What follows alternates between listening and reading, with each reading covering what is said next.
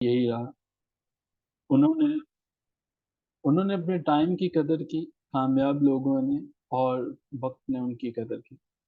जिन लोगों ने नहीं कदर की, उनका खुलासा फिर एक नई तरह से लिखा जाता है, जो कि मैं चाहूँगा कि वो हम में से किसी का भी ना हो।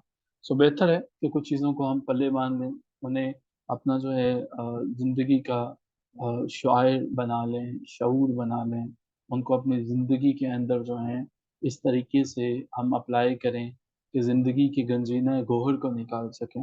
We need to apply all the rules and regulations of the successful people so that we may reap the fruits of those people and their strategies जो उन्होंने दी। ये हमारे पास पहली किताब है, ये एजुकेशन से शुरू हो जाती है। ये बेसिकली कोर्स का चैप्टर है, यूजफुल कोर्स के नाम से। इस किताब की खूबसूरती ये है, ये आपके साथ ग्रुप में शेयर कर दी जाएगी। इसमें आपको सब कोर्स मिलेंगे। एजुकेशन है, एजुकेशन की कोर्स आ जाएंगे। नेल्सन मंडेला ने ये कहा एजुकेशन के बारे में, इतनी कोर्स हैं। आपको ये 10, 20, 30 याद नहीं करनी है, more than enough. Science and religion है, इसके ऊपर आपके पास कोर्स है। डेमोक्रेसी है, इसके ऊपर आपके पास कोर्स है। मैंने कोशिश की है कि वही कोर्स आपके साथ शेयर कर सकें जो हमारे पास काफ़ी एक्टिव टॉपिक है, जो कि हमारे पास काफ़ी इन है, ठीक है? जिसमें हमारे पास जो है वो एनवायरनमेंट को लेके हैं, ठीक है? जिसमें जस्टिस और पीस है, पाकिस्तान में जस्टिस और पीस की क्या सिचुएशन है, ये आप सब जानते हैं। सो इन तमाम चीज़ों को आपके साथ शेयर करने की कोशिश की है। लेकिन अज़ुरे वाला, एक चीज़ याद रखिएगा कि इस काम को तैयार आपने खुद करना है, देखना आपने खुद है। गाइडलाइंस इस लेवल पे आपको मिल जाती हैं, आपको कोई भी ये नहीं कहेगा कि यहाँ पे जो है वो आप इन-इन चीज़ों को करें, इन-इन को करें, इस चीज़ को छोड़ें। हाँ, डेली बेसिस पे हम कोशिश ज़रूर करेंगे कि एक-एक पेज असाइन करते चला जाएँ। एक दफ़ा अपनी मॉरल रिस्पॉन्सिबिलिटी के तौर पर, लेकिन अगर कोई छोड़ना चाहेगा तो उसकी अपनी मर्ज़ी है, वो उसे स्किप कर सकता है। पहला पेज डेली बेसिस पे 1 पेज देंगे ताकि याद हो जाए। कंक्लूजन को देख के लेके मैंने देखा कुछ में इवैल्यूएशन सेशंस, आपको पता है कि सीएसएस के स्पेशल एग्ज़ाम्स होने वाले हैं। सो हमारा एक सेशन है वो इंडिविजुअल इवैल्यूएशन सेशंस ही है। उसमें जब मुझे कुछ पेपर चेक करने का इत्तेफ़ाक हुआ तो मैंने फ़ील किया कि स्टूडेंट्स बिल्कुल नहीं समझते हैं, क्योंकि ये मॉडल्स कुछ ऐसे मॉडल्स हैं जिनसे आपको थोड़ी-सी रहनुमाई तो मिल सकती है, लेकिन एक तरीक़ेकार आपको अच्छे से समझ में आ जाएगा कि आपने कंक्लूज़न लिखना कैसे है। तो ये हमारे पास कुछ कंक्लूज़न को लेके हैं।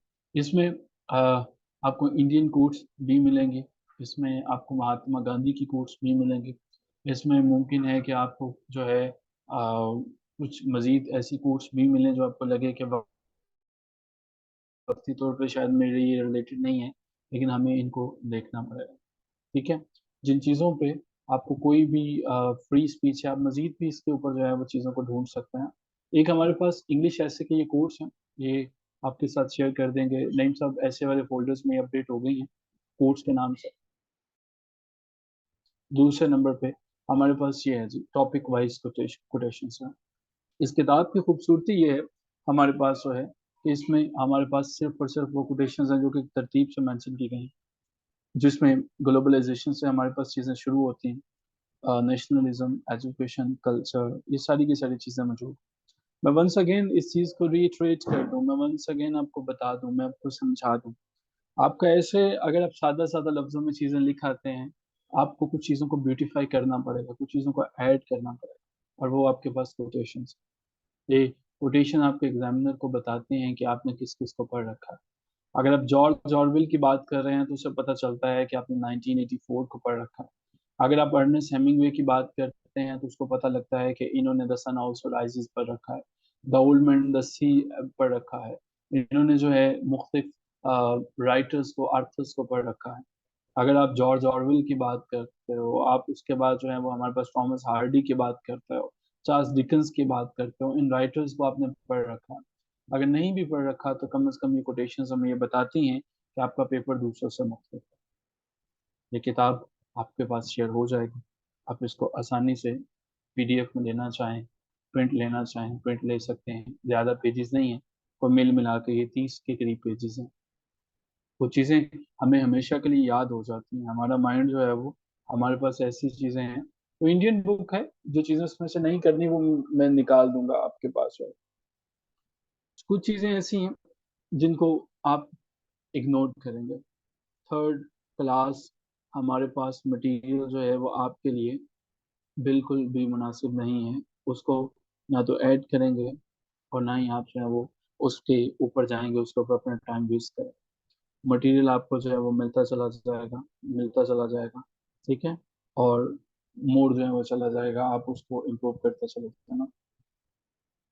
हाँ, टेलिस्मैन जो होता है ना, आमिर साहब, यहाँ पे लिखा होगा यकीनन इस किताब के शुरू में। तो ये हमारे पास एक ऐसा पर्सन होता है जो दूसरों के लिए गाइड होता है, रहनुमाई करता है, ठीक है। टेलिस्मैन जो होता है, इसको टेलिस्मैन जो है वो कहते हैं। अच्छा, ये पर्सनल पूछा आपने जी, ये इंडियन बुक है। इसको हम जो है वो मैं बता दूंगा मजीद, इसमें से जो चीज़ें स्किप करनी। अच्छा जी, कोर्स फॉर इंग्लिश में जो है छोटा सा एक और चीज़, और आगे बढ़ता हूँ आज के टॉपिक की तरफ।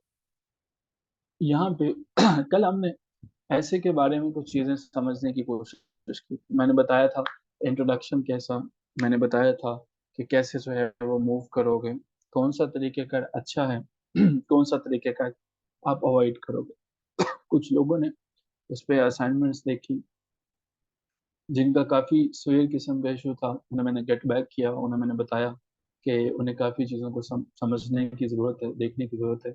जिन लोगों की रिलेटिवली कुछ ऐसी गलतियाँ थी जो कि आज के लेक्चर में कवर हो जानी थी या जो मुझे मज़ीद बतानी थी, उनको मैंने कमेंट उनके इनबॉक्स में प्रोवाइड नहीं किया, सो दैट वो चीज़ें जो कि आज मैं बताऊँगा तो इससे मैंने उसके ऊपर डिस्कशन मैंने जब जो है सर, अगर एग्जैक्ट कोटेशन भूल जाए मीन्स के 3-4 वर्ड्स माइंड में ना आ रहे हों, पैराफ्रेज कर लें, लेकिन इन्वर्टेड कॉमर्स में नहीं लिखी, ठीक है। पैराफ्रेज कर लें, इन्वर्टेड कॉमर्स में नहीं लिखे कि वो बताएगा, लाइक आप कह सकते हैं कि Ernest Hemingway actually said in on this particular scenario और इन दिस सिचुएशन, ठीक है, a man can be destroyed but he can not be defeated, ठीक है। तो आप पैराफ्रेज कर सकते हैं। मैंने स्ट्रक्चर पे बात की। जब भी मैं ऐसे के स्ट्रक्चर पर बात करता हूँ और जब मैं ये लेक्चर कंप्लीट करता हूँ, मुझे ऐसा लगता है कि मेरे स्टूडेंट्स जो होते हैं उन्हें स्ट्रक्चर समझ में आना, पर ऐसा नहीं है कि उन्हें समझ में आता नहीं है, उन्हें समझ में आ भी जाता है। मुझे प्रॉब्लम तब देखने को मिलती है जब वो लिखते हैं। अब जब वो लिखते हैं, मैं उन्हें बता चुका होता हूँ कि शुरू में क्या होगा, यहाँ पे क्या होगा, यहाँ पे क्या होगा, यहाँ पे क्या होगा। मुझे ऐसी कोई चीज़ पेपर में नज़र नहीं आती। अब न जाने क्यों मेरा इस चीज़ पे यकीन पुख्ता सा हो गया है कि जब तक आप लोग इसको खुद से एक दफ़ा प्रैक्टिस नहीं करोगे, खुद से देखोगे नहीं, खुद से लिखोगे नहीं, शायद आप इन चीज़ों को कभी कर नहीं सकोगे। देखो, मैं वंस अगेन आपसे रिक्वेस्ट कर लूँ, मैं इसको प्लीज़ बड़ी सीरियसली लीजिएगा। ऐसे का स्ट्रक्चर समझाना मकसद है, याद करवाना मकसद नहीं। मैं ठीक-ठाक बता दूँगा यहाँ पे ये वाली चीज़ें हैं, लेकिन कुछ नई चीज़ें मैं इसमें ऐड करना चाहूँगा स्ट्रक्चर में, वो भी साथ-साथ करेंगे। एक बहस अक्सर जब एस्पिरेंट हैं, जब टॉपिक को चूज़ करते हैं, तो उसके बाद ज़हन में ऐसे होता क्या है? कुछ लोग ये समझते हैं कि मेरे पास जो है वो ऐसे एक टॉपिक है, उसके बारे में जितनी मैं इन्फॉर्मेशन लिख सकता हूँ, लिखता चला जाऊँगा, वो मेरे पास ऐसे में। कुछ लोग फ़ील करते हैं कि मुझे कुछ ही पैराग्राफ तो प्रोड्यूस करने हैं एक टॉपिक को लेके। अब मसला ये है कि हम लोग जब सोचते हैं, मैं कोई बात सोचता हूँ, तो वो स्कैटर्ड थिंकिंग होगी। मैं भी आपसे बात कर रहा हूँ, मैं क्लास ले रहा हूँ, मुझे पता है कि अभी मैं क्लास में मैं अगली बात क्या करने जा रहा हूँ। आप लोग क्लास में मौजूद हैं, आप सबका माइंड इधर है। लेकिन कहीं न कहीं माइंड में कुछ और भी पाया जाता है कि क्लास के बाद मुझे क्या करना है। अच्छा, मुझे ये काम भी करना है, कहीं नज़रें और भी हैं, कुछ काम और भी चल रहा है। ऑनलाइन ही नहीं, फिज़िकल क्लासेस में भी हमारे पास ऐसा ही होता है। जब हम सोचते हैं, तो वहाँ पे हम छोटे-छोटे सेंटेंसेस करते हैं। मिसाल के तौर पे, मैं बाज़ार जा रहा हूँ, आई एम गोइंग देयर, मैं वहाँ जा रहा हूँ, I am going to the बाज़ार। तो अब इसके बाद हम जो है वो अब्रप्टली कुछ और डिस्कस करना शुरू कर देंगे। हमारा अलमिया ये है कि अच्छा इंग्लिश बोलने वाला भी, if a person is able to speak English, he is fluent in the English, but whenever he talks about, whenever he starts writing essay, तो अब उसके अंदर हमें ना तो कोहेजन नज़र आती है, ना ही उसके अंदर कोई रवानगी नजर आती है, ना ही कोई ऐसी फ्लुएंसी नजर आती है जो ये बता सके कि ऐसे है। अगर तो आज तक आपने ऐसे यही इसी चीज का नाम समझा है कि एक अच्छी इंग्लिश के अंदर मुझे कुछ पैराग्राफ्स को लिख देना मेरे पास ऐसे है, तो ऐसा सीएसएस में ऐसा नहीं होता। देखो, सीएसएस नाम तो है मुख्तलिफ पैराग्राफ्स को कंबाइन करके लिखने का। ये भी ठीक है कि एक सिंगल टॉपिक के बारे में है, ये भी ठीक है कि एक मेन आइडिया होता है, लेकिन इनके अंदर कोहेरेंस होना लाजमी है। एक पैराग्राफ दूसरे से जुड़ा किस तरह से होगा ये मैटर करता है। एक पैराग्राफ खत्म कैसे हुआ, अगले तक गए कैसे, ये मैटर करता है। किस तरह से जो है वो गए, किस तरह से आपने यहाँ से जो टॉपिक था, डिवीजन था, इस तरह से एक ही आइडिया के अंदर जो रब्त है वो कैसे रहा, इसको देखना था। सो सबसे पहले तो सादा लफ्जों में ऐसे सभी जानते हैं कि पैराग्राफ, सीएसएस की बात करेंगे, 25 से 30 पैराग्राफ है। इसके लिए मैं अक्सर एक एक्टिविटी आपको असाइन किया करता हूँ। मैं कहा करता हूँ कि डॉन के डेली बेसिस पे आर्टिकल ऑफ द डे का एनालिसिस वाली जो फाइल शेयर होती है, उसके अंदर आपको 5 टॉपिक्स जो है वो दिए जाते हैं। 5 टॉपिक्स दिए जाते हैं, आप कोई सा अपनी मर्जी से टॉपिक उठाएं, उसके ऊपर लिखें, अपनी प्रैक्टिस करें, आपको पता चल जाएगा कि आपका करंट अफेयर से रिलेटेड जो है वो नॉलेज कैसा है। हमारे एक स्टूडेंट है, उन्हें टॉपिक असाइन किया कि इसके ऊपर आप लिखिए पांचों में से। उन्होंने कहा जी इसके अंदर तो कोई ऐसा टॉपिक है ही नहीं जिसके ऊपर मैं लिख सकूं, मेरी मर्जी का कोई टॉपिक ही नहीं। तो मेरा अगला क्वेश्चन ये था कि वो सीएसएस में तो करंट अफेयर से रिलेटेड अगर वो टॉपिक पुट किया, आपकी मर्जी नहीं हुई, तो वो तो खाली पेपर आप छोड़ के आ जाए।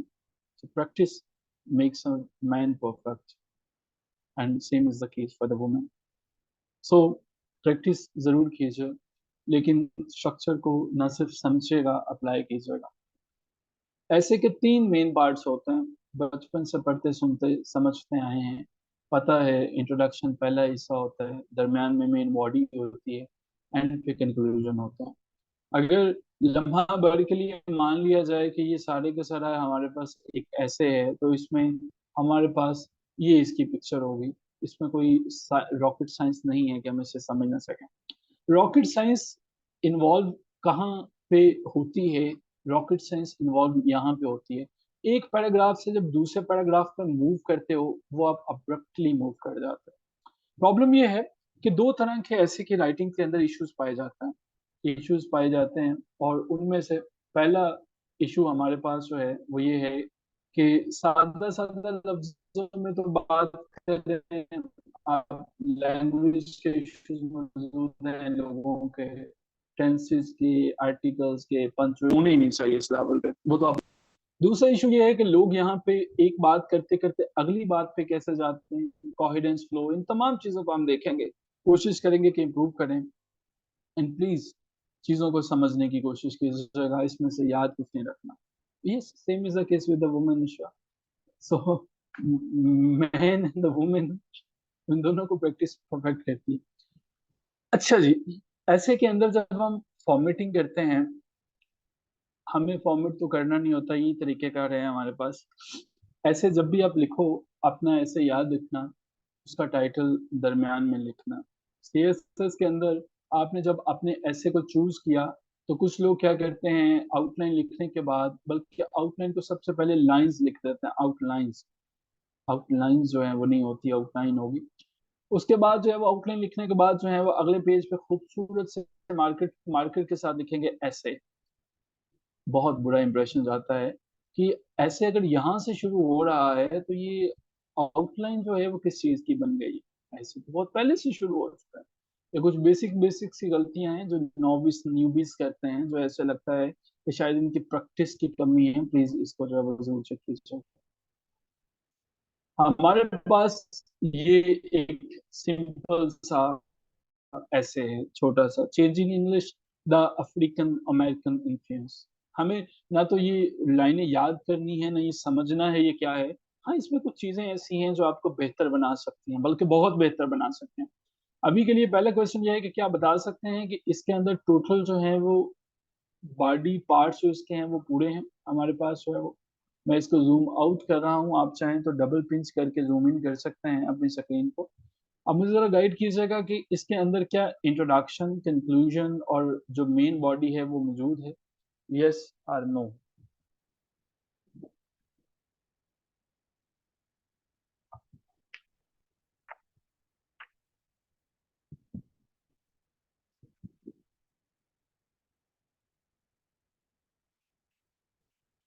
अच्छा मुझे बताइएगा कि इसमें मेन बॉडी के पैराग्राफ कितने हैं, मेन बॉडी अगर है इसके पैराग्राफ कितने हैं?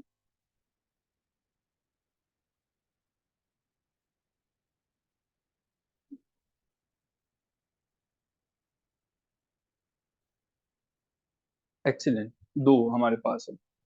चलिए थोड़ा सा मजीद जूम इन करते हैं और कुछ क्वेश्चंस आपसे पूछने की कोशिश करता हूँ। एक चीज याद रखिएगा, जो पहली लाइन हमेशा आपके पास होगी, पहली लाइन जो होगी, हमने इस लाइन को कोशिश करना है कि जेनेरिक लिखेंगे, जनरल लाइन लिखेंगे। If you ask average Americans where their language comes from, they will probably say England. किसी खास अमेरिकन की बात नहीं हुई, एवरेज अमेरिकन, जेनेरिक बात की गई है।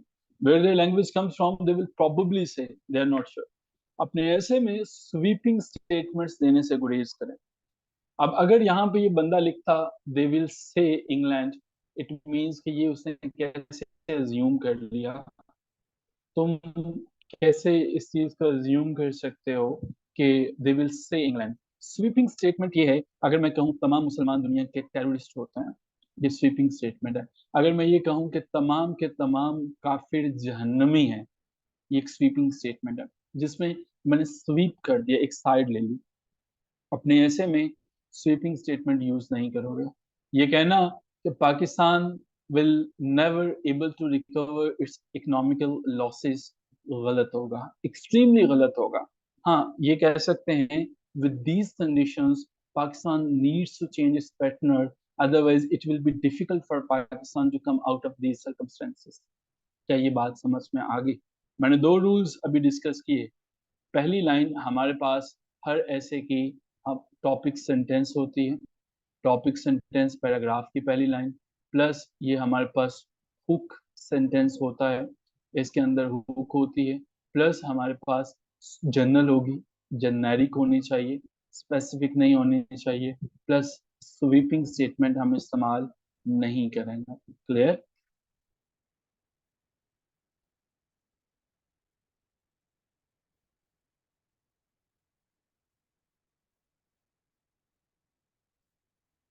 यहाँ तक क्लियर हो चुका है?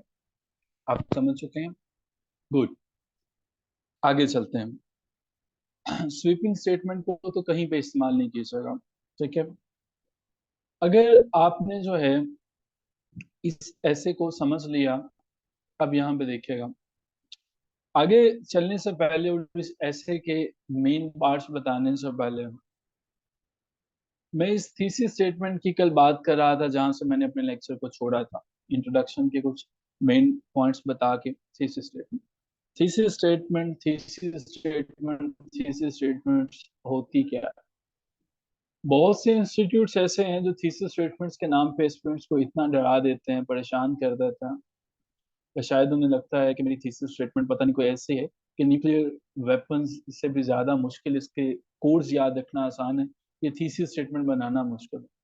कुछ लोग ऐसे हैं जिनका शायद थीसिस स्टेटमेंट्स को लेके खुद कॉन्सेप्ट क्लियर नहीं होते, वो ABCD कोई भी हो सकता है, और वो दूसरों को थीसिस स्टेटमेंट्स इस तरह से सिखा रहे होते हैं कि जब हम PMS के पेपर्स में चेक करते हैं तो हमें पता चलता है थीसिस स्टेटमेंट्स के साथ नित नए तजर्बे किए जा रहे होते हैं।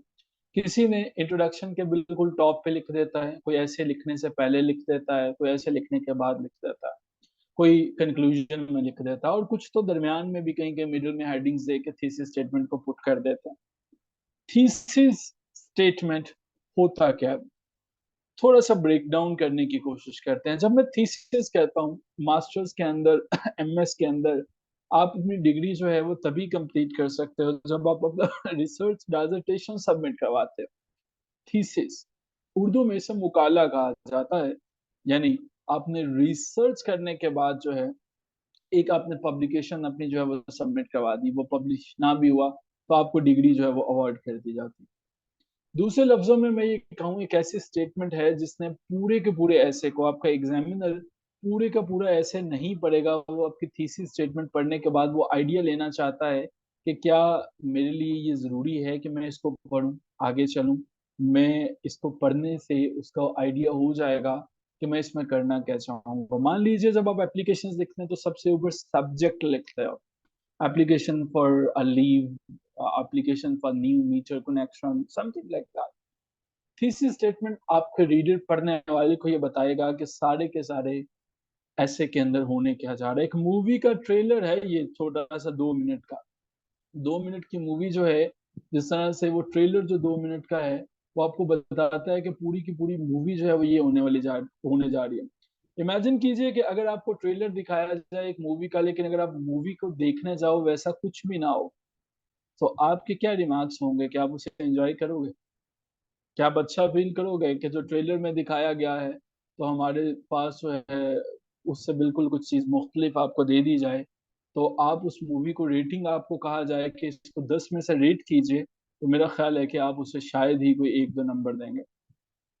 अगर और सादा लफ्जों में बात करें, एक और छोटी सी मिसाल, अगर आपने एक ट्रेलर देखा एक मूवी का, मान लीजिए आपने जो है द आंट मैन का ट्रेलर देख लिया, आपने the Avengers the end game का देख लिया, आपने एक ट्रेलर देखा, उस ट्रेलर के अंदर एक सीन आपको बड़ा प्यारा लगता है, कुछ लोग ऐसे हैं उन्हें बहुत से मंजर बड़े अच्छे लगते हैं और वो उस मंजर की वजह से पूरी मूवी देख लेते हैं, लेकिन आपको मूवी के अंदर वो कोई भी सीन कहीं पर नजर नहीं आता, अच्छा इंप्रेशन जाएगा बुरा इंप्रेशन जाएगा। वो सीन जो ट्रेलर में था वो मूवी में मौजूद नहीं है। यू विल एंजॉय इट, एक अच्छा इंप्रेशन लेंगे या बुरा इंप्रेशन लेंगे। I am sure that you are not going to enjoy that particular situation. Same is the story with the thesis statement. Please keep it in your mind whenever I'm talking about the thesis statement. Thesis statement works in the same way. Thesis statement gives you the picture, the trailer, what you are going to suppose, what you are going to perform, what you are going to write for your reader. So thesis statement is going to tell you something about that. It will work like a content of a book. I'm sure कि आप जब किताबें पढ़ते हो तो पहले page पे ही कुछ ना कुछ पहले से ये रीडर को बता देगा कि मेन आइडिया ये है। अब यहाँ पे आपके पास वो सारी की सारी चीजें मौजूद होगी, आपका ऐसे इससे बाहर नहीं निकल सकता। मान लीजिए आपने एक साइड ले ली, अभी आपको उसी पे बात करनी पड़ेगी, होती क्या है अभी ये समझ नहीं है, कहाँ पे पाई जाती है उसके बारे में भी हम बात करें। हमारे पढ़ने वाले को इसने दो चीजें बता दी, पहली मेन आइडिया हमारे ऐसे का क्या है, और हमारे पास जो है वो इसने मेन आइडिया बता दिया जो कि हमारे पास पूरे के पूरे ऐसे में चलेगा। इसकी पोजीशन पहले पैराग्राफ में एंड पे होती है। अब मुझे जरा ये बताइएगा कि हमारे पास पहला पैराग्राफ है, इसमें थीसिस स्टेटमेंट कहाँ पे होगी?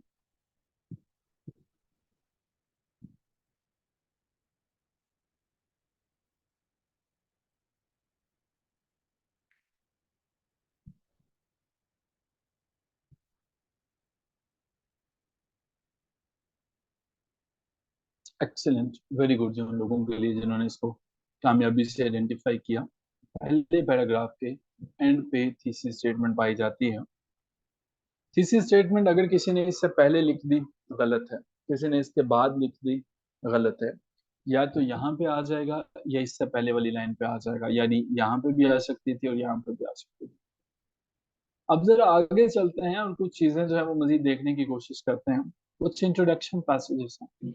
जब आप इन इंट्रोडक्शन पैसेजेस को पढ़ते हैं लम्हा भर के लिए आप मान जाते हैं कि हमें तो थीसिस स्टेटमेंट पुट करना आ गया, हमें ये पता चल गया कि थीसिस स्टेटमेंट यहाँ पे।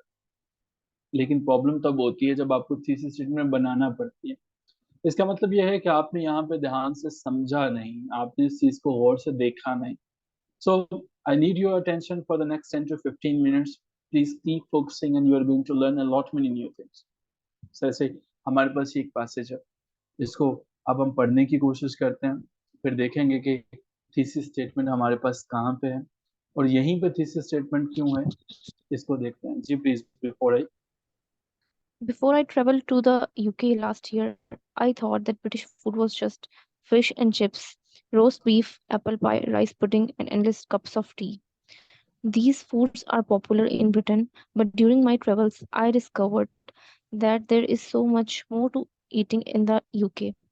People from all over the world have made their home in Britain, and they have brought with them their own food. Even in small towns, you can find Chinese, Indian, Italian restaurants, amongst others. The UK can be divided into different regions that each has its own characteristic foods influenced by the culture of people who live there. Thank you so much. अच्छा जी, इसमें जो है वो ये पूछ रहा है कि कोई इंट्रोडक्शन जो है वो पाया जाता है। इंट्रोडक्शन है ये हमारे पास, इंट्रोडक्शन का एक पैसेज है। अब ये मुझे बताना है कि वो थीसिस स्टेटमेंट हमारे पास कहाँ पे है। थीसिस स्टेटमेंट जो है इसमें से हमने ढूंढनी है। ये एक पैराग्राफ है अभी पढ़ा मैडम निष्पा ने। तो क्या हमारे पास थीसिस स्टेटमेंट जो है शुरू में है, यहाँ पे मौजूद है, क्या यहाँ पे मौजूद है? वो कौन सी एग्जैक्ट लाइन है जो कि थीसिस स्टेटमेंट की बात करे? और क्या थीसिस स्टेटमेंट पूरे के पूरा जो पैराग्राफ लिखा गया है उसको कवर करती है, उसमें वो तमाम चीजें मौजूद हैं?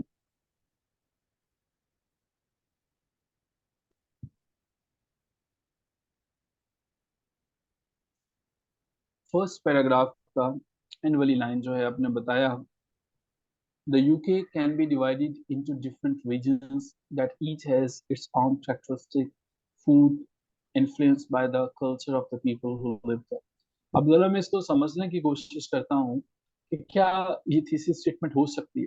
थीसिस स्टेटमेंट का मतलब ये है मेरा पूरे का पूरा पैराग्राफ जो है वो इस चीज को रिप्रेजेंट करता हो, यानी कि इस चीज से बाहर ना निकले।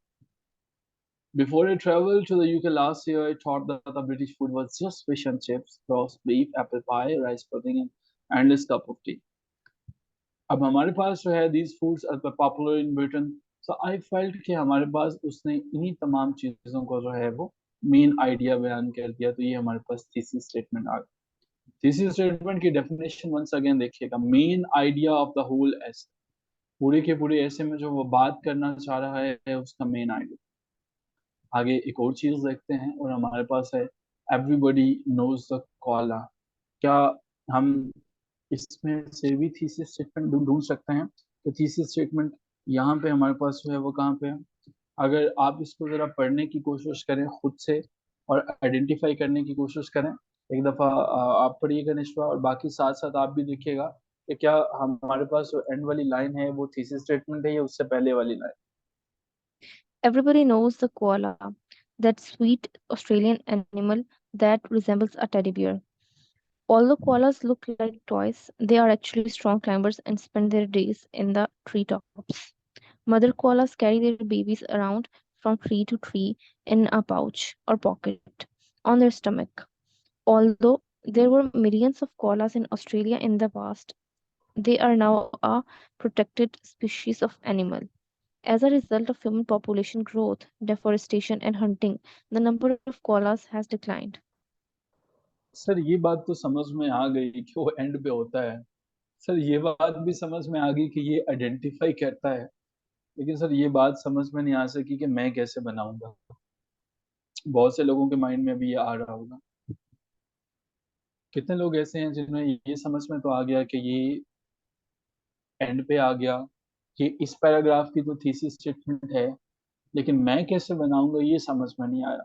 Yes, how many are there जिनको अभी तक ये पता नहीं चला कि हम कैसे बनाएं? I will definitely explain it, I will make it easy for you, and it's my promise, like after attending today's session you will be able to make your own thesis statement.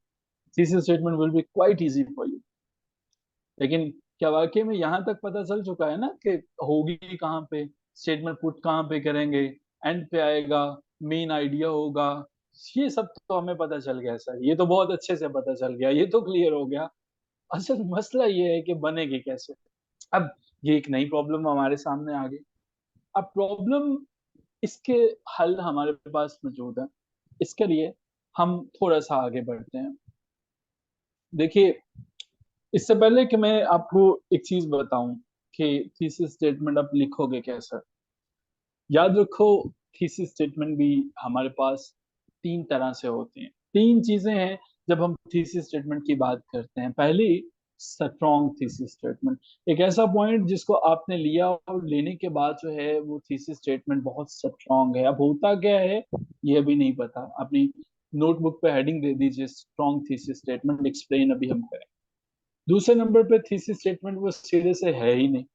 तीसरे number पे वो हमारे पास जो है वो एक average सी thesis statement है। CSS PMS के पेपर में हमारे पास दरमियान में मिडिल वे की कोई गुंजाइश है नहीं, हम स्ट्रॉन्ग थीसिस स्टेटमेंट की ही बात करेंगे। And when I say you need to go for a strong thesis statement, I mean it. Thesis statement दर हकीकत दो चीजों का नाम है। अब अगर आप मेरी बात गौर से सुन लेंगे तो आपको इस सवाल का जवाब मिल जाएगा, आप कैसे बनाओगे, जिसमें आप ऑथर हैं। जब आप पेपर में बैठे, पेपर में बैठने से पहले आप एक ऑथर की हैसियत से कुछ लिख रहे हो। मैंने कल की डिस्कशन में अर्ज किया था कि क्यों जरूरी है आपके लिए कि आप नित नई चीजों को लिखें। थेरेपी के तौर पे काम करता है बाजूकात लिखना आपके लिए। क्यों आप अपने ओपिनियंस को लिखा करें, और क्यों कम से कम खुद से पढ़ लिया करें। थीसिस स्टेटमेंट दर हकीकत आपके ख्यालात का नाम है। थीसिस स्टेटमेंट जब आपके जहन में कोई आइडिया था किसी टॉपिक को लेके, उसको बयान कर देने का नाम है। सर अभी तक क्लियर नहीं हुआ। ये तो पता चल गया कि ओपिनियन का नाम है, ये भी पता चल गया किसी आइडिया को एक्सप्लेन करने का नाम है, लेकिन ये समझ में नहीं आ सका मैं कैसे बनाऊं। चलो और सादा लफ्जों में बात करते हैं। थीसिस स्टेटमेंट एक ऐसी लाइन है जो आपके पढ़ने वाले को बताएगा कि आपके दिमाग में क्या है। इसके लिए एक लाइन पढ़ने की कोशिश करते हैं। पहली line, the qualification for getting into university in my country are unreasonable. The qualifications for getting into university in my countries are unreasonable. अब यहाँ पे क्या था, the qualifications for getting into university in my country are unreasonable. एक बंदे ने अपने opinion के बारे में ओपिनियन बता दिया उसने, मेरे मुल्क में यूनिवर्सिटी में दाखिला लेने के लिए जो क्वालिफिकेशंस हैं वो अनरीजनेबली टफ हैं, हाई हैं। दूसरे नंबर पे, when studying a foreign language there are several ways to improve your use of language. ये ऐसे ही है जैसे आप अपने किसी दोस्त से बात करें। पाकिस्तान को इम्प्रूवमेंट के लिए, बेहतरी लाने के लिए बहुत से मुआशी इकदाम लेने पड़ेंगे। आपका एक ख्याल था, ये थीसिस स्टेटमेंट है। मुल्क के अंदर इलेक्शन जो हैं अगर कामयाबी से करवा दिया जाए तो हमारे मुल्क की मुआशी हालत बेहतर हो सकती है। ये एक दूसरा पॉइंट था। अब मैंने जो दो चीजें आपके साथ जो हैं वो डिस्कस की, ये मेरा ख्याल था। थीसिस स्टेटमेंट राइटर का एक ख्याल है। आप उन तमाम चीजों को जो आपका ख्याल हो सकता है अभी के लिए थीसिस स्टेटमेंट में कह सकते हैं, कोई रॉकेट साइंस नहीं। लेकिन जब मैंने स्ट्रॉन्ग थीसिस स्टेटमेंट की बात की तो वो होगा जिसे डिस्कस किया जा सकता है, जिसे एक्सप्लेन किया जा सकता है। अब ये किन चीजों को एक्सप्लेन नहीं किया जा सकता। देखिए मैंने कहा कि पाकिस्तान अपने मुआशी हालात को बेहतर कर सकता है मुख्तलिफ इकदाम के साथ। अब यहाँ पे क्या समझते हैं कि इनको एक्सप्लेन किया जा सकता है, मजीद चीजें लिखी जा सकती हैं, यस और नो। इसमें हम मुख्तलिफ चीजें लिख सकते हैं, इस टॉपिक को खोल के मजीद बयान कर सकते हैं। अब दूसरा देखिएगा, अपने दोस्त को मैं बता रहा हूँ कि पाकिस्तान के अंदर अनएम्प्लॉयमेंट की शरह 6.5% है। अनएम्प्लॉयमेंट की शरह 6.5% है। क्या मैं इसे एक्सप्लेन कर सकता हूँ जैसे मैं पहले टॉपिक को एक्सप्लेन कर सकता हूँ?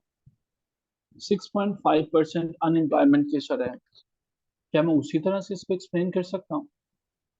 शायद सिदरा मैं इसे नहीं कर सकूंगा। मैं 6.5% पे कभी भी 3,000 वर्ड्स नहीं लिख सकूंगा। मेरे लिए मुमकिन नहीं होगा कि मैं इसके ऊपर कम से कम जो है वो 15 से 20 पेजेस लिख सकूं, मुमकिन नहीं होगा। क्या मैं ये लिख सकता हूँ कि पाकिस्तान के अंदर शरह सूद जो है वो 22% से भी ज्यादा तजावुज कर गया। The state bank of Pakistan has upgraded the interest rate in Pakistan up to 22%। अब नहीं कर सकता, ये हमारे पास थीसिस स्टेटमेंट है ही नहीं। एक शरह, एक ऐसी स्टेटमेंट जिसको एक्सप्लेन नहीं किया जा सकता, डिस्कस नहीं किया जा सकता, वो थीसिस स्टेटमेंट नहीं हो सकती। क्यों नहीं हो सकती? जिसके ऊपर आप लिख नहीं सकोगे, आप एक्सप्लेन नहीं कर सकोगे, वो कभी भी थीसिस स्टेटमेंट नहीं हो सकती। लेकिन क्या ये जो मैंने 6.5% और 22% बताया, ये टॉपिक सेंटेंस हो सकते हैं? क्या इससे हम ऐसे का इंट्रोडक्शन शुरू कर सकते हैं? क्या हम अपने ऐसे के इंट्रोडक्शन को इससे शुरू कर सकते हैं? कल हमने बात किया था, हमने इस चीज को काफी डिस्कस किया था। द आंसर इज यस, हम इसके ऊपर बिल्कुल बात कर सकते हैं और ये हमारे पास बिल्कुल टॉपिक सेंटेंस हो सकता है। अब थीसिस स्टेटमेंट जो मैं आपसे बात अभी कर रहा था, 6.5%, 22%, थीसिस स्टेटमेंट अगर तो सिर्फ फैक्ट बता रही है टॉपिक के बारे में, वो आपने गलती कर दी, वो थीसिस स्टेटमेंट हो ही नहीं सकता, वो कोई थीसिस स्टेटमेंट नहीं है। मिसाल के तौर पर मैंने कहा in the northern hemisphere the summer months are warmer than the winter months. मैं ये कहूँ, अस्सलाम वालेकुम,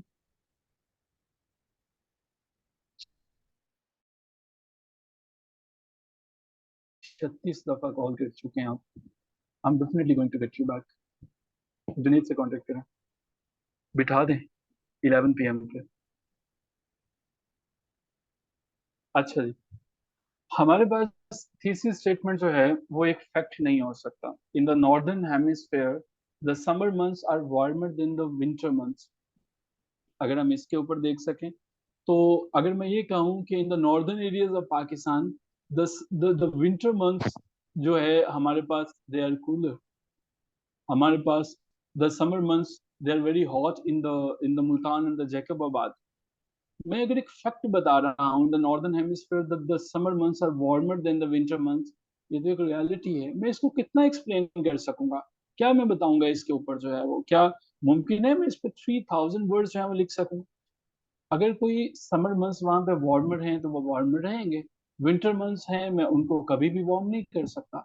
हमने कभी भी फैक्ट नहीं बताना, हमने कभी भी एक ऐसी चीज, ऐसी डिटेल नहीं देनी जो हमारे कलम को रोक दे आगे काम करने से। I am sure I have tried my level best to explain it, लेकिन मैं भी रुका नहीं, मैं अभी इससे मजीद एक्सप्लेन करूंगा। और जिन लोगों को पहले ये नहीं पता था लिखनी कैसे है, पार्शली कुछ समझ में आ सका, वो लोग जरा कमेंट कर सकें लिखोगे कैसे। अभी ये सिलसिला बाकी है बट क्लियर हो रहे हैं, पता चल रहा है क्या लिखोगे क्या नहीं लिखोगे, थीसिस स्टेटमेंट पुट कैसे करो। The things are easy, I am sure. I am not making thesis statement very complex for you. I am trying my level best to make it as easy as ABC for you. Okay चलो थोड़ा सा और आगे चलते हैं। मैंने ये कहा, मुझसे किसी ने पूछा कि पाकिस्तान के पास जो है अमेरिका की तरफ जाना चाहिए या चाइना की तरफ जाना चाहिए। मैंने कहा कि पाकिस्तान को अमेरिका और चाइना दोनों की तरफ जाना चाहिए। भाईजान आपका अपना तो कोई ख्याल नहीं हुआ, ये तो आपने एक ऐसी चीज बयान कर दी जिसमें ना आप इधर के रहे ना उधर के रहे। सो मैंने, मुझसे किसी ने पूछा मोबाइल फोन के फायदे हैं या नुकसानात हैं। मैंने कहा जी फायदे भी हैं नुकसानात भी हैं। हमारे एक दोस्त हैं, जब भी उन्हें किसी ट्रिप पे जाना हो मैं उनसे पूछता हूँ या कहीं पे जाना हो, सर वहां पे चलें? वो कहते हैं सर जैसे आपकी मर्जी वैसे कर लेते हैं। तो सर ये इस तरह से कर लें, जैसे आपकी मर्जी वैसे कर लेते हैं, इट मीन्स कि आपकी कोई राय नहीं है, आपके पास कुछ है ही नहीं बताने के लिए। आप एक आर्ग्यूमेंट के दोनों साइड्स नहीं ले सकते, आप एक आर्ग्यूमेंट के दोनों साइड्स नहीं ले सकते। एक इनर स्टोरी मैं आपको बताता हूँ। एक कंट्री थी, उस कंट्री का नाम भूटान था। भूटान के अंदर एक आर्मी चीफ हुआ करता था, वो दोनों साइड्स पे खेला करता था। उसने क्या किया, एक उनके प्राइम मिनिस्टर को घर भेजा, पैक करके घर भेजा। उसके बाद वो करता था, वो दूसरी वाली पार्टी के साथ भी उसने जो है वो अपने ताल्लुकात ठीक कर लिए। उसने कहा कि चलो यार ये चला गया है, अब मैं जो है वो इस पार्टी के साथ, उन्होंने कहा कि चलो भाई मैं तुम्हें वजीर आजम बनाता हूँ, ये वो करूँ। लेकिन एक ऐसा लीडर था, उसने उससे कहा कि भाई तुमने इसको कम से कम एक्सटेंशन नहीं देनी, उस आर्मी चीफ को तुमने एक्सटेंशन नहीं देनी। वो बंदा जिससे कहा, उसके किसी ने भाई ने कहा, वो वैसे तो बड़े बड़े स्टेप्स लेने से डरा करता था, लेकिन एक दफा उसने जो है वो एक ही साइड पे खेला और उसने उसको जो है वो रिफ्यूज किया और अगले बंदे को वो ले आया। अब कम से कम ये हो गया कि उसकी अपनी हुकूमत पुख्ता हो गई और वो जो है वो अब नए काम कर रहा है। Coming back to the topic, how this story is relevant, आप इसके दोनों तरफ नहीं खेल सकते हो। आप अपने एग्जामिनर को बेवकूफ नहीं बना सकते हो कि हाँ जी इसका फायदा भी है नुकसान भी है। आपसे उसने पूछा इस दफा 2023 में ऑनलाइन एजुकेशन जो है वो बेहतर हैं या आपके पास ट्रेडिशनल? आप दोनों के फायदे दोनों के नुकसान में बता दोगे तो फायदा क्या हो? आसान और आसान कर लेते हैं। आपसे पूछा न्यूक्लियर पावर के जो है वो फायदे हैं या नुकसान है, आपने कहा जी इसके फायदे भी हैं नुकसान भी हैं। इसके फायदे भी नुकसान भी हैं। अब वो ये कहता है कि ये टॉपिक सेंटेंस तो हो सकता है। टॉपिक सेंटेंस क्या होता है? जिससे आप अपने ऐसे को शुरू कर सकते हैं। क्यों हो सकता है? वो जेनेरिक चीजें होती हैं, वो जनरल चीजें होती हैं, उसमें स्पेसिफिक आप बात नहीं कर सकते हो। आप क्या कर सकते हो? जेनेरिक चीजें उसमें डिस्कस करते हो। बट ये थीसिस स्टेटमेंट नहीं हो सकता। हर वो स्टेटमेंट जो दोनों तरफ की बात कर रही है, जो दोनों तरफ जिसमें खेलने की बात हो रही है, जिसमें आपके पास अपना कोई क्लियर ओपिनियन नहीं है, कोई अपनी सपोर्ट नहीं है, ना आप एग्री कर रहे हो ना डिसएग्री कर रहे हो, इट मींस वो थीसिस स्टेटमेंट नहीं। हाँ, इसे हम ऐसे जरूर लिख सकते हैं, ठीक है। Although there are some advantages, using nuclear power has many disadvantages and should not be the part of our country's energy plan. अब इसमें वाजिया तौर पे आपने एक साइड ली, उसने फायदे बात किए, देयर आर सम एडवांटेजेस, लेकिन वो कौन सी साइड ले रहा है, किसकी तरफ वो जा रहा है? ऑब्वियसली पैराग्राफ को कभी आप शुरू नहीं कर सकते हो इन माय ओपिनियन में।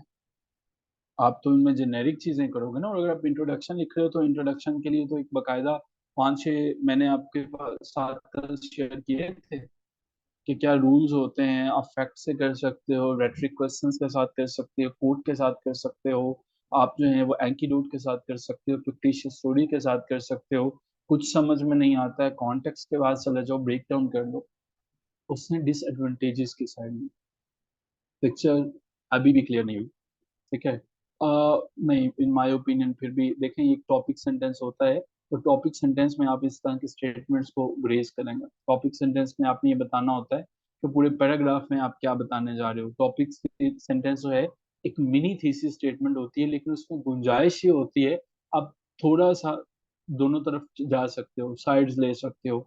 यस, ये हो सकता है क्योंकि उसमें पैराग्राफ के अंदर आप दोनों को एक्सप्लेन कर सकते हो, लेकिन थीसिस स्टेटमेंट में ऐसा नहीं कर सकते हो, ठीक है। थीसिस स्टेटमेंट हमारे पास, हम एक ही क्लियर जो है वो स्टेंस नहीं। अब जरा मुझे ये बताइएगा, the top government official in my country is the prime minister. आपको क्या लगता है, ये थीसिस स्टेटमेंट है, फैक्ट है, या एक वीक स्टेटमेंट है? क्या ये फैक्ट है, वीक स्टेटमेंट है, या क्या है? Number A.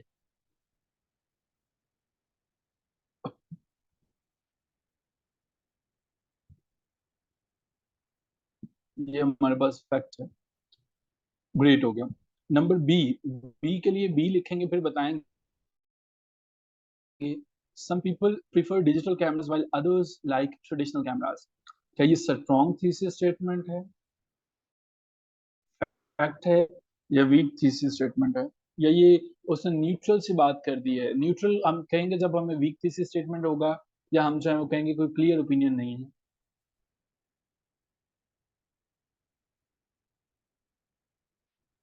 ये फैक्ट नहीं है आमिरा, बी वाला फैक्ट नहीं है। फैक्ट हमारे पास वो होता है जिसमें वो क्लियर हमारे पास चीज है, मतलब 2+2=4 फैक्ट है। मेरे मुल्क का वजीर आजम चोर है, ये फैक्ट है। ये भी फैक्ट नहीं है, हम सॉरी, आई एम किडिंग। मैं ये कहूँ कि मेरे मुल्क के अंदर जो है वो पार्लियामेंट्री निज़ाम हुकूमत है, ये फैक्ट होगा, ठीक है। अच्छा जी, India became an independent country in 1947, ये फैक्ट है। ये हमारे पास क्या है? ग्रेट। डी क्या है जी?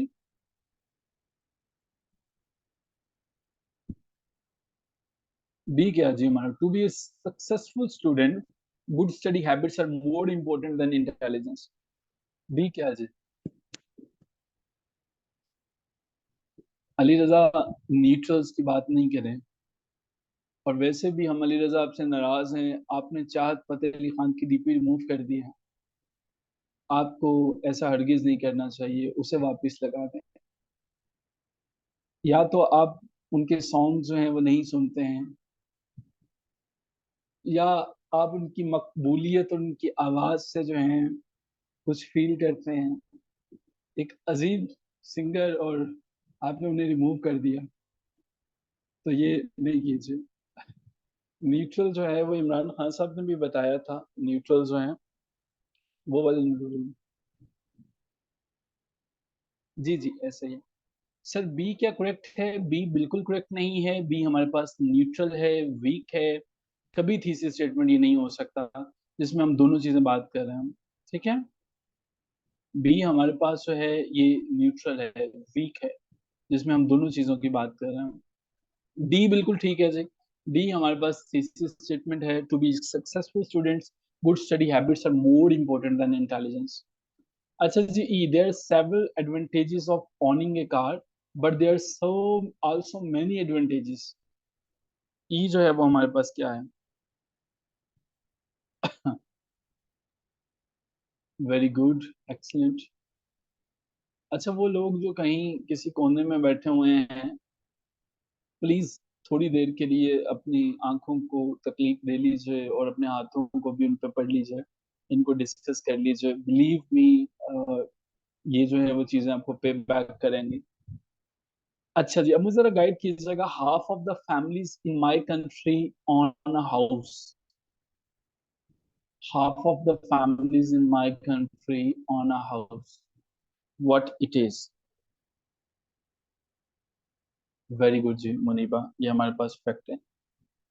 जी क्या है जी? जी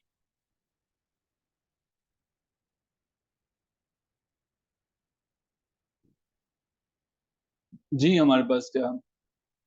जी हमारे पास स्ट्रॉन्ग थीसिस स्टेटमेंट है। आगे चलते हैं जी, H. While traveling, staying in a hotel offer more comfort, but sleeping in a tent is less expensive. H क्या है जी?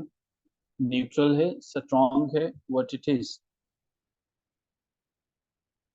न्यूट्रल है जी। आई के बारे में बताएं जी। Classical music concerts are very popular in my country. Classical music concerts जो हैं वो मेरी मुल्क में बड़े कॉमन हैं। अच्छा जी, जे के बारे में देखिए। In order to create a successful advertisement, it is necessary to consider three issues: who should be targeted, where the advert should be placed, and what type of advert should be made. Excellent. I'm sure कि अभी तक आपको पता चल चुका है कि thesis statement क्या है, लेकिन दिमाग में कहीं पे अभी भी बाकी है कि सर ये तो पता चल गया है, न्यूट्रल क्या है, वीक क्या है, स्ट्रॉन्ग क्या है, लेकिन सर लिखना अभी भी नहीं आएगा। मुझे लगता है मुझे कुछ और इस पे बताना पड़ेगा। मैं बिल्कुल नहीं मुझे पता कि लिखूंगा कैसे। कोई थोड़ी सी और अगर आसानी हो जाए तो क्या ही अच्छा हो। चलिए इसको मजीद एक्सप्लेन करते हैं और उसके बाद आई एम श्योर कि उसके लिए भी आसान हो जाएगा, जिसने आज तक थीसिस स्टेटमेंट के बारे में इतना भी नहीं पढ़ा। Writing thesis statement. देखिए, थीसिस स्टेटमेंट जब भी आप लिखोगे एक सिंपल सा काम कर लीजिएगा। सिंपल सा काम कर लीजिएगा। काम आप ये कीजिएगा कि आप रफ अपनी जो रजिस्टर है ओपन करें, उसके ऊपर आपने एक स्टेटमेंट लिखनी है। I think that, I think that. उसके बाद तीन डॉट्स हैं। अब मैं एक स्टेटमेंट बोलूंगा, एक टॉपिक बोलूंगा, आई थिंक दैट से आप जो है वो अपना आंसर शुरू करेंगे।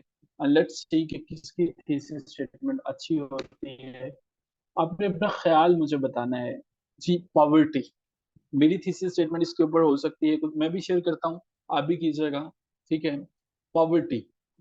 आई think that poverty in Pakistan can be reduced. मुकम्मल कर सकते हैं इसको, आप चाहें तो। आप चाहें तो अपनी बता सकते हैं। ठीक है, आप चाहें तो बिल्कुल बदल सकते हैं। ठीक है, या आप कोई और भी बना सकते हैं। आई think that poverty in Pakistan can be reduce, can not be reduce, कुछ भी कर सकते हैं। सो इसको आपने कंप्लीट करना है। आई थिंक डेट से लें, पॉवर्टी टॉपिक है, ऐसे है, और उसकी जो है वो थीसिस स्टेटमेंट आपने बनानी है।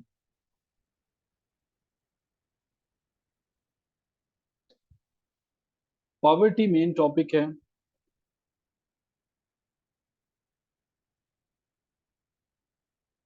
आई थिंक दैट से, आई थिंक दैट। नहीं, पूरा लिखिएगा सिद्धरा इसे। ये मैं नहीं समझ सका एस सी एम एस क्या है।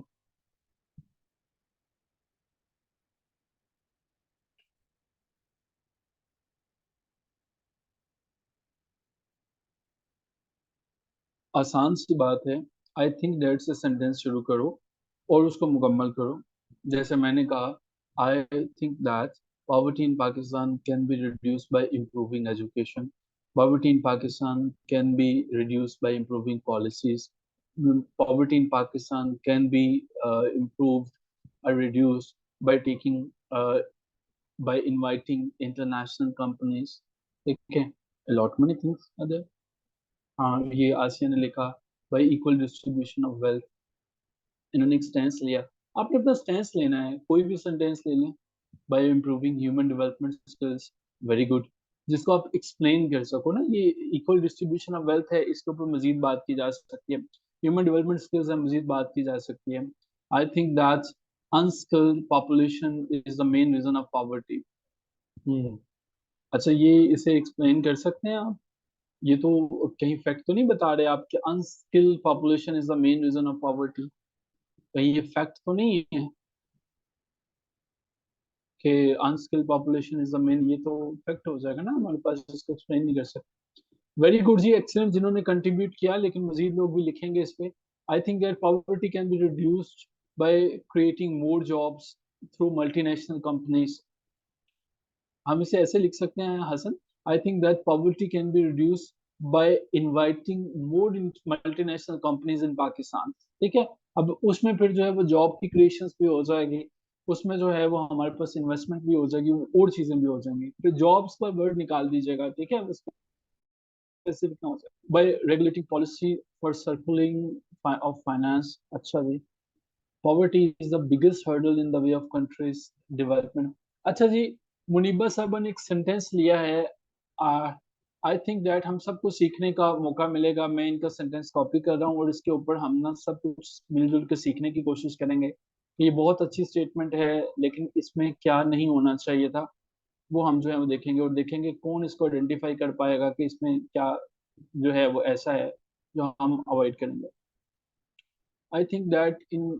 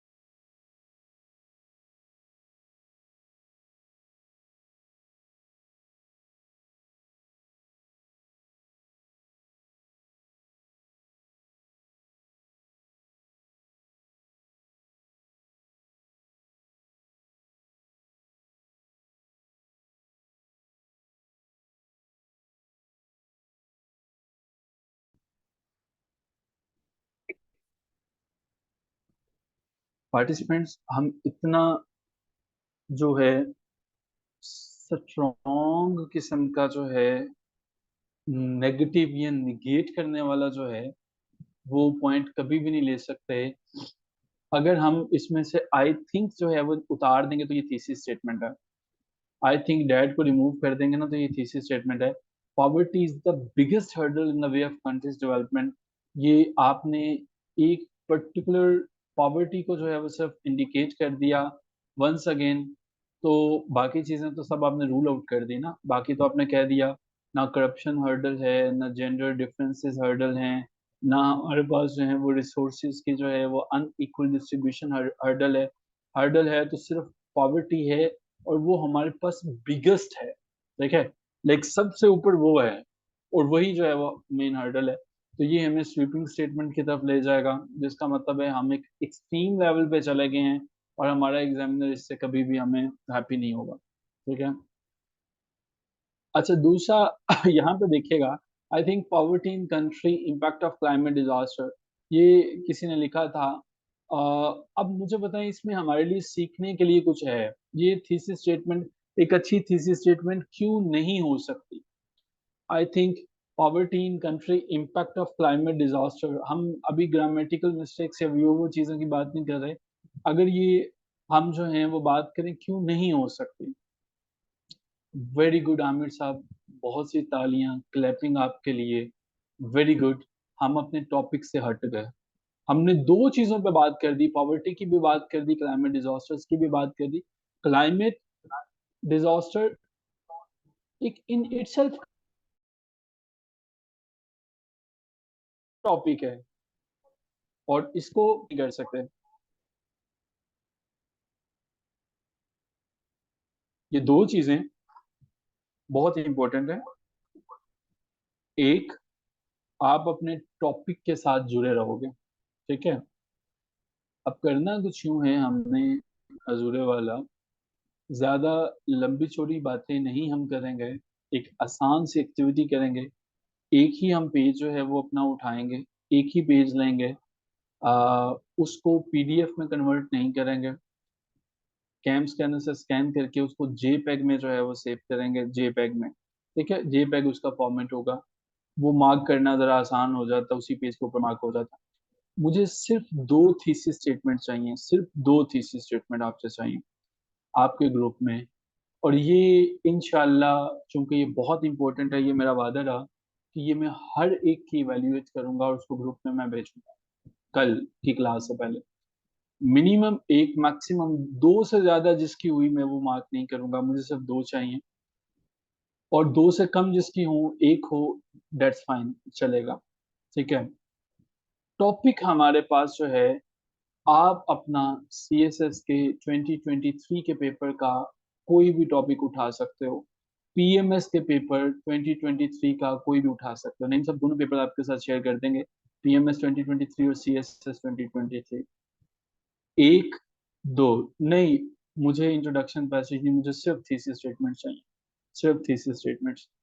मुझे थीसिस स्टेटमेंट पे सिर्फ दो थीसिस स्टेटमेंट से ज्यादा भी नहीं होनी चाहिए, तीन भी नहीं होनी चाहिए, ठीक है।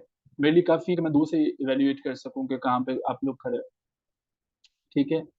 दो थीसिस स्टेटमेंट, और ये मैंने कहा कि मैंने डेफिनेटली चेक करूंगा, मैंने इवेल्युएट करूंगा, हर एक को करूंगा। और ग्रुप में मैं इसलिए रिस्पॉन्ड करता होता हूँ, हम सब जो है वो लर्निंग फेज में है, तो इसलिए इस चीज से परेशान नहीं हो जाना, ठीक है, ये आगे निकलना है। इसके साथ साथ हमारे पास जो है, जो एजुकेशन के टाइटल के नीचे हमारे पास कोट हैं, कोटेशंस हैं। एक जो आपके पास बुक है, नहीं सब प्लीज वो दोनों शेयर कर दीजिएगा, अगर नहीं मिले तो मुझे आपने रिमाइंडर दे देना क्लास एंड पे।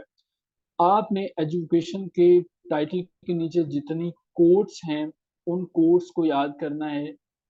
ये मैं आपसे सुनूंगा नहीं, लेकिन मैं कल की क्लास में आपसे ये जरूर रिक्वेस्ट करूंगा, या बल्कि ऐसा कर लेते हैं कि एंड पे ना 5 मिनट की एक एक्टिविटी रख लेंगे। उन 5 मिनट्स में मैं आप लोगों के माइक ओपन करके रिक्वेस्ट करूंगा कि जरा मुझे ना अपनी फेवरेट कोर्स जो हैं वो आप सुना दें, वो भले आप ऊपर से फिर देख के सुना दें, वो आपकी ईमानदारी है, भले आप जुबानी सुना दें, बिकॉज मुझे तो जुबानी ही चाहिए ना, मैं तो एक्सपेक्ट यही कर रहा हूँ कि आपने मेमोराइज किया है। लेकिन कोई ऊपर से भी सुना देगा तो वो फिर पेपर में बैठ के हमें याद करेगा, ठीक है। आ, अच्छा, टेक्नोलॉजी पे मैंने दिया है, ठीक है, फिर एजुकेशन वाले को अभी छोड़ देते हैं, टेक्नोलॉजी पे कर लेते हैं, ठीक है। टेक्नोलॉजी वैसे भी काफी इन है टॉपिक, तो आर्टिफिशियल इंटेलिजेंस की वजह से अभी हम टेक्नोलॉजी पे कर रहे हैं, ठीक हो गया जी, टेक्नोलॉजी पे कर रहे हैं। और एक्सीलेंट जी, उन लोगों के लिए शाबाश, मुझे आप लोगों की ईमेल मिल गई जिन लोगों ने जो है डॉन के अंदर जो है वो लिखा, और गो के ईमेल शेयर नहीं की जा सकी, ठीक है। नईम, आपसे मैंने रिक्वेस्ट की थी, मेरे ख्याल है सनीना से की थी और निश्वा से की थी, कि 5 ईमेल एड्रेसेस भेज दीजिएगा, Dawn, Tribune, Pakistan Observer, Daily Times और द नेशन, इनके जो है वो ईमेल एड्रेसेस जहाँ पे लोग भेज सकें। 4 से 5 लोगों के ईमेल एड्रेसेस जो हैं, और ईमेल सीसी में मैं था, मुझे उनके नोटिफिकेशंस मिल सके, ग्रेट। बाकी लोग भी इस पे ऊपर जो है वो काम करें। अब हम अपने आप को अपना मुहासिबा करते हैं, ऑनेस्टली स्पीकिंग क्लास हमारी फॉर्मली खत्म हो चुकी है। अब कोई उसमें जो है वो हमें एग्जैगरेशन क्या फील करता है? टॉपिक सेंटेंस के बारे में, थीसिस स्टेटमेंट के बारे में। आप इस काबिल हैं कि अब आप थीसिस स्टेटमेंट को लिख सकें, वीक थीसिस स्टेटमेंट से बच सकें, स्ट्रॉन्ग थीसिस स्टेटमेंट को डेवलप कर सकें, अब आपको पता चल सके कि आप उस पर काम कर सकें? यस और नो? एक ऑनेस्ट हमें अपना जो है वो रिव्यू करना है अभी। अब फील करते हैं कि इस पे अब लिख सकते हैं, यू आर मोर क्लियर, अब इसके ऊपर काम कर सकते हैं, अब इसके ऊपर आप लोगों को आसानी हो जाएगी इवेल्युएट करना, काम करना। थैंक यू सो मच, आप में से अक्सरियत जो है वो उन्हें समझ में आ गया। मेरा यही मकसद था कि मैं आपको समझा सकूं, चीज़ें एक्सप्लेन कर सकूं। और that is the end of our discussion. और आखिर पे एक छोटी सी मोटिवेशनल डोज, और उसके बाद हम क्लास से इजाज़त लेते हैं। रिमेंबर वन थिंग, ठीक है? देखो मेरा बात पता क्या है, one of the biggest hurdles, अब इसमें आप ये कर लो, I think that one of the biggest hurdles, लेकिन ये थीसिस स्टेटमेंट में ना लिखो, थीसिस स्टेटमेंट में इस तरह से एक्सट्रीम पे ना जाइएगा, ठीक है? थीसिस स्टेटमेंट में आप कुछ सॉफ्ट वर्ड्स यूज कर लीजिए, कुछ आप एक एक पॉइंट लीजिए, जरूर लीजिए, ठीक है, लेकिन आप जो है वो एक्सट्रीम पे मत जाइए। मैं बस ये कहना चाहूंगा, जब आप एक्सट्रीम पे चले जाएंगे तब प्रॉब्लम होगी। जब आप एक्सट्रीम पे जाते हैं ना, हम लोग जब टॉप पे जाते हैं, एक्सट्रीम पे जाते हैं, हम किसी को बिल्कुल नीचे गिरा के चले जाते हैं। जब मैंने कहा कि पॉवर्टी जो है वो सबसे बड़ा मसला है, इसका मतलब मैंने करप्शन को, इंटॉलरेंस को, जेंडर गैप को, इन तमाम को छोटा मसला करार दे दिया, ठीक है? जब मैंने ये कहा क्लाइमेट चेंज सबसे बड़ा मसला है पाकिस्तान का, मैंने बाकी सबको छोटा कह दिया, ठीक है? मुमकिन है कि वो ऐसा ना हो, रिपोर्ट्स कुछ और बता रही हूँ, ठीक है? तो बिगेस्ट को, हाईएस्ट को, वर्स्ट को, इन तमाम चीजों को जो है वो हम नहीं यूज करें। आखिरी बात ये है कि जो टाइम है ना हमारा, that is passing very silent, very silent. दो ही चीजें होंगी आने वाले इन दिनों में, या तो ब्यूरोक्रेसी होगी, या फिर दोबारा किताबें होंगी। रास्ते जो होते हैं ना वो कभी मुश्किल नहीं होते हैं, रास्ते आसान होते हैं, हम उन्हें मुश्किल या आसान बनाते हैं। बचपन में चलना सीखते हो, बड़ी मुश्किल से चलना सीखते हो, फिर दौड़ना शुरू कर देते हो। सो आपको दौड़ना नहीं है, आपको सिर्फ चलना है। सीएसएस लेंथी जरूर है, मुश्किल नहीं है। मैराथन है, लंबी रेस जरूर है, लेकिन इख्तिताम है। ऐसा कुआं नहीं है कि जिसके नीचे जो है वो गहराई गहराई है, एबिस नहीं है, अनफैथमेबल नहीं है, इसको मापा जा सकता है। गहरा जरूर है, लंबा जरूर है, लेकिन इख्तिताम है, खत्म हो जाएगा। Time is passing very silently. अपनी सारी पावर्स को इन्वेस्ट करो इसमें, and the Almighty Lord of heavens is there to bless you. आपका काम सिर्फ कोशिश करना है, मेहनत करनी है, और उस चीज से कतई नजर मेहनत करनी है कि रिजल्ट्स जो है वो आपके हाथ में है। आपका काम है अपना द बेस्ट दे देना। और आई एम श्योर कि जो 70 माओ से ज्यादा मोहब्बत करने वाला रब है वो आपको डिसअपॉइंट नहीं करेगा। जिस अल्लाह ने आपके दिल में ये डाल दिया और जो यहाँ तक लेके आया कि आपको करना है, उसने आगे का भी प्लान किया होगा। जो आपकी जिंदगी में से यहाँ तक आपको निकाल के ले आए कि आपको एक ट्रैक पे चलना है और यहाँ से मुझे आगे बढ़ना है, तो इट मीन्स कि आगे का भी कुछ प्लान है। That's all for today. ख्याल रखिएगा अपना, कल की क्लास में मुलाकात होती है। चल रहा, बाय।